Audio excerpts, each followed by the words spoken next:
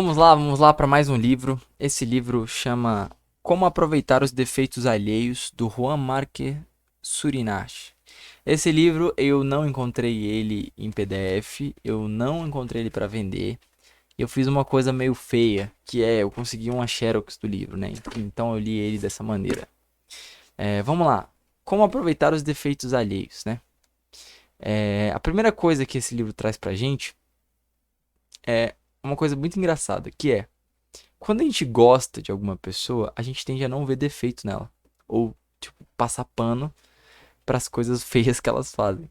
E quando a gente não gosta de uma pessoa, a gente tende a não, tipo assim, não tolerar nenhum errinho dela. Não passar pano pra nada, julgar com muita avidez, assim. E a gente tende a não ver qualidade nenhuma nelas, né? E nesse livro ele vai falar pra gente ter mais atenção, principalmente com os defeitos daquele que a gente não gosta, né? Mas para a gente ter atenção com os defeitos das pessoas que a gente não gosta, a gente precisa primeiro olhar para os defeitos das pessoas que a gente gosta, para saber que os defeitos existem. E essa é a premissa inicial do livro, né? Ele faz a gente olhar não para as pessoas que a gente gosta externamente, mas as pessoas que a gente gosta aqui, né? Quem é? Somos nós. A gente olhar pra gente, o livro ele começa fazendo uma auto-reflexão, né? E, bom, estaria suficiente isso. Se o livro ele falasse como lidar com os defeitos alheios, percebendo que a gente tem defeitos. Ponto. Tá bom, finaliza o livro. Verdade? Só que aí ele dá uns exemplos mais específicos, né? E a gente precisa entender, então, primariamente, que nós temos defeitos. Essa é a primeira base do livro. A gente precisa olhar para os nossos defeitos para poder ter mais paciência com os outros por conta disso. Ah, não, mas eu sou imaculado, eu sou certinho, eu não erro. Mas é porque o erro do outro ele é muito pior do que o meu. E aí você entra num lance meio de autoimagem, né? Porque, ou de autoavaliação. Porque você pode realmente ter defeitos objetivos menos piores que os do outro. Só que aí ele convida a gente a olhar para as circunstâncias, né? Quais são elas? Olha só. Ele fala que a gente precisa ter atenção no temperamento da pessoa. Eu não tô falando de colérico, fleumático, melancólico. Tô falando de assim, quais são as inclinações dessa pessoa nas discussões, nas brigas, sei lá, quando tem que tomar posição, quando tem que tomar liderança. Enfim, porque nesse momento são os momentos onde tende a aparecer os defeitos da pessoa. Ou em agitações, quando precisa tomar uma decisão rápida. Enfim, a gente precisa ser compreensivo nisso, no temperamento da pessoa. Também com a formação moral da pessoa. Olha só, se uma pessoa é mal educada e você não suporta isso, é realmente muito ruim. Objetivamente é uma tragédia essa pessoa ser mal educada. Mas você já parou pra pensar que ela pode não ter tido uma oportunidade de ter uma formação na educação dela? É bonito falar assim, né? Porque na hora a gente fica bravo. Mas a gente precisa ter esse olhar, ter esse estalo agora, porque provavelmente você tá me ouvindo aí falar, você não tá brigando com ninguém, não tá discutindo com ninguém, mas a gente precisa ter isso em mente para poder ter mais cuidado com o outro, né? Outra coisa é o ambiente que a pessoa se encontra. Cara, o ambiente que ela tá, às vezes é um ambiente propício para confusão. Nossa, tem tantos ambientes propícios para confusão. Sei lá, numa festa, onde tá uma música alta, uma barulhada. Cara, sei lá, você pode ter um amigo que é o brigão das festas. E ele é o brigão porque ele é brigão sempre. Se ele vê alguém na rua e tropeçar, ele vai brigar. Não.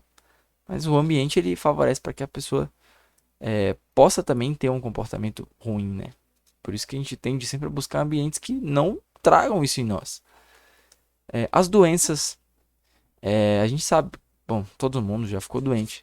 Sabe como é ruim ter que lidar com a vida quando a gente tem, sei lá, uma dor de dente, ou então um nariz escorrendo, uma sinusite, alguma coisa assim. Ou dor de ouvido, sei lá. É muito ruim. Então essas coisas são coisas que são toques, só pra gente tentar pensar nisso.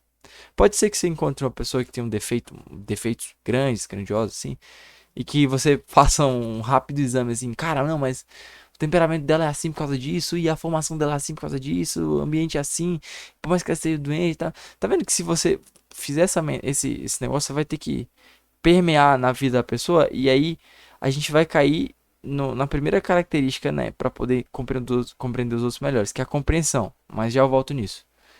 Outras coisas e o último aspecto que a gente precisa ser compreensivo com o outro é analisar os companheiros e os amigos, né? Bom, às vezes a pessoa tem um grupo ali de amigos, um grupo de pessoas ao redor que estimula o pior nela, né? Estimula os defeitos, bota pra fora os defeitos mesmo e chama isso de beleza. O mundo tá de cabeça pra baixo, né? Enfim, então, ó, a gente precisa ser compreensivo. E a compreensão vem a partir do se colocar no lugar do outro nesses aspectos, né? É, Se a gente for compreensivo, a gente vai apreciar ainda mais a compreensão dos outros.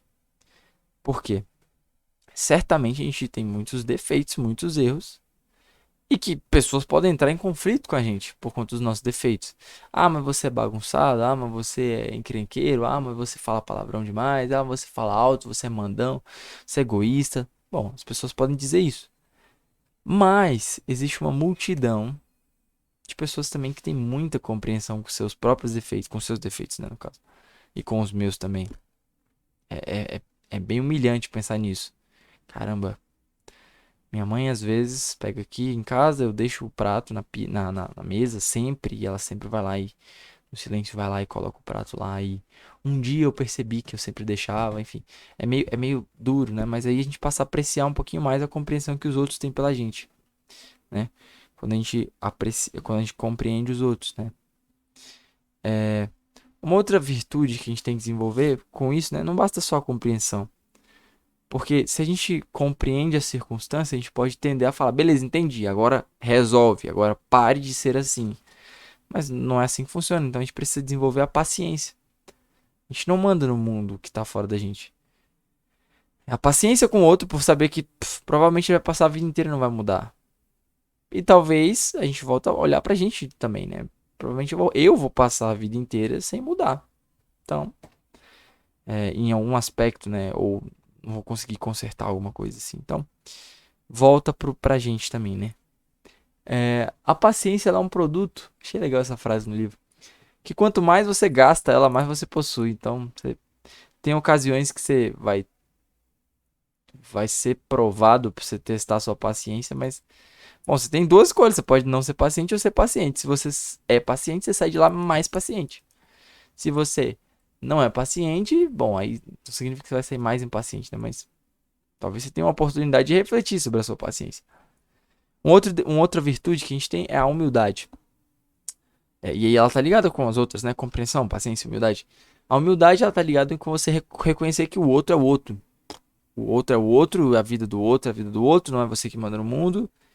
E, e é isso. Você pode se tornar humilde reconhecendo as suas próprias faltas, que isso é muito a oportunidade que a gente mais tem, né, para aproveitar as nossas faltas, não dos outros.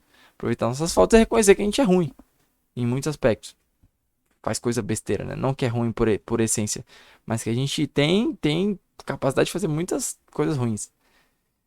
A humildade é gerada em nós dessa maneira, mas também vendo no outro. O reflexo disso, né?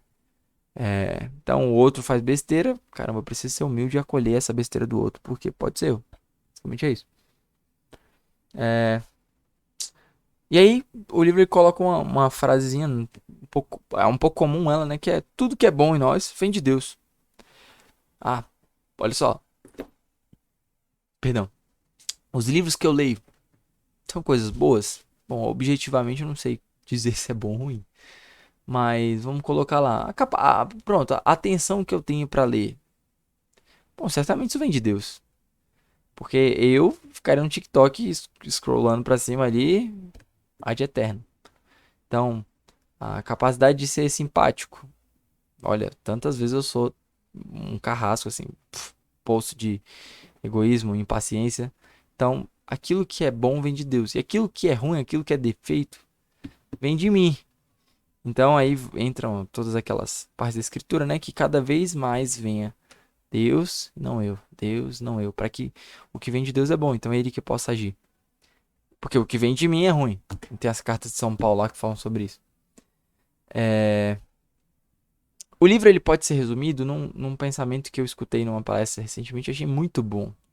Que é, a santidade ela consiste em você ter muita e perfeita paciência com os defeitos alheios e zero tolerância para os defeitos próprios. Você lutar contra todos os pequenos defeitos seus, né? Os pequeniníssimos. Guerra aos nossos defeitos pequenos. E também compreender os nossos defeitos dominantes, né? Guerra contra esses defeitos dominantes. E muita paciência com os defeitos alheios. Em meio aos defeitos dos outros, a gente pode ter uma atitude de correção fraterna. O que é isso? Correção fraterna, bom, correção é você sugerir ao outro que ele faça aquilo que você julga que ele fez errado, ele se emende nisso. Não, próxima vez você faça dessa maneira. Ou então, se você fez e ainda dá pra arrumar agora, faz assim. Mas a fraternidade precisa ser o zelo que você tem pra poder falar dos defeitos alheios. É muito ruim você ouvir sobre os próprios defeitos. Tipo assim, de maneira não fraterna. Você é um egoísta, não sei o que. Só falta apontar o dedo na cara, assim. Você é um moleque e tal. É muito ruim a gente escutar isso. Então a correção fraterna é o exercício de você sugerir ao outro que ele conserte alguma coisa com amor, porque você quer o bem do outro. Não porque você quer ter razão, não porque você quer dizer que você tá certo e ele tá errado e que você sabe como faz e ele não. Não, não é isso. A correção fraterna é você, por amor ao outro, corrigi-lo de maneira branda, com um sorriso no rosto, em uma ocasião que não seja, assim, de preferência na hora que aconteceu, porque na hora que aconteceu as chances de você ter alguma afetação ou o outro ter alguma afetação é muito grande. Então, deixa passar um momento ali, corrige isso, fala, olha, eu acho que o jeito que você lidou com essa situação aqui não foi muito bom, você podia ter falado isso, tá bom? Beleza? A minha opinião, por conta disso, disso, disso, disso. A pessoa pode duvidar não, discordar. Ela pode falar, pô, eu acho que não, acho que se eu fizesse isso, eu estaria sendo um molenga se eu fizesse isso dessa maneira. Aí você dá o seu argumento, você que tá com a visão de fora. E a tendência é que a gente, quando a gente tá no comando da parada, a gente não consiga pegar as minúcias da circunstância. E o outro que tá fora, ele consegue pegar e falar isso pra você, né? Mas com caridade, com caridade. Jamais pra sair por cima do outro. E para fechar isso aqui, o livro ele termina falando sobre a Santíssima, né? A Virgem Maria, Mãe de Deus, Mãe de Jesus Cristo. Ele fala que ela teve que suportar muitos defeitos alheios, né? Ele começa dizendo sobre os defeitos alheios em relação ao nascimento de Jesus, né? Estamos perto do Natal aqui. Quando Jesus foi nascer, a hospedaria não acolheu Nossa Senhora, não acolheu a Sagrada Família. Bom, por qual motivo nós não sabemos. Mas ela poderia ter resmungado. Caramba, putz, grila, o menino tá nascendo aqui, a galera não consegue compreender e tal. Mas não. Nas escrituras não relata que ela fez isso. E pelo que aparenta, né, dizer, as escrituras dizem que eles foram conduzidos ao lugar lá dos animais, né? Provavelmente sem resignação. Outra coisa depois que Jesus nasceu... Não, perdão, é um pouquinho antes. Quando eles tinham que ir lá fazer o recenseamento e tal, não sei o que, dizer quem eram cada um. Pô, podia ter criticado. Putz, vão ter que sair da nossa cidade pra fazer um negócio lá na outra cidade e tal. Não sei o que. Provavelmente não também. Ou então, quando a Sagrada Família teve que ir pro Egito pra fugir do Herodes. Podia ter ficado bravo com Herodes. Bravo talvez tenham ficado, mas murmurado a respeito dos defeitos dele, né? Desejo por matar o menino e tal. Mas não se tem relatos disso, né? E aí uma reflexão que eu fiquei final assim com esse livro, anotei, até fiquei surpreso que fui eu que anotei, que é a seguinte: as nossas histórias difíceis, quando a gente lida com paciência, com compreensão, com humildade, sem reclamar e aceitamos com amor os defeitos dos outros, elas viram recordações santas, recordações boas, né? Então, de maneira escrita, nossas histórias difíceis que passamos sem reclamar e aceitamos com amor, elas viram recordações santas, né? Quantos de nós já não lidamos com um amigo que fala pra caramba, ou que é prolixo, ou que então que só fala dele e tal, não sei o que, mas em vez da gente censurar ele, revirar os olhos, que saco. Ao invés de a gente lidar assim, a gente olhar atentamente com carinho, tentar compreender, até achei engraçado, né? Sorrir um pouco com o coração ali, falar como é que ele faz lá, enfim. E a gente puxa papo, não, me conta e tal, não sei o que. No final, quando a gente passa por isso, né? Quando o tempo passa, a gente se recorda disso, caramba. Engraçada essa situação, né? Então, tenho certeza que todos vocês têm alguma recordação de algum defeito do outro que você lidou com algum certo cuidado ali, um certo amor. E isso é uma recordação boa, né? As recordações que a gente tem ruins são provavelmente aquelas que a gente se afetou, né? Sei lá, o cara que xingou no trânsito lá, o cara que fez bosta. Enfim. Lembrei de um episódio que eu vivi essa semana, que foi um cara, ele tava pedalando e aí ele foi atravessar a rua e ele fez errado, ele não desceu da bike. E aí o cara que tava de carro vindo, ele não parou, né? E aí ele, tipo, se estabanou todo lá pra frear a bike, né? Porque ele tava querendo passar. Tá perigoso, né? Eu tô rindo agora, mas é porque foi engraçada a cena de ele freando assim, tipo, de uma vez e puto com o cara, porque o cara não tinha freado, só que ele não tinha descido da bike, né? E aí ele veio resmungando assim pra mim.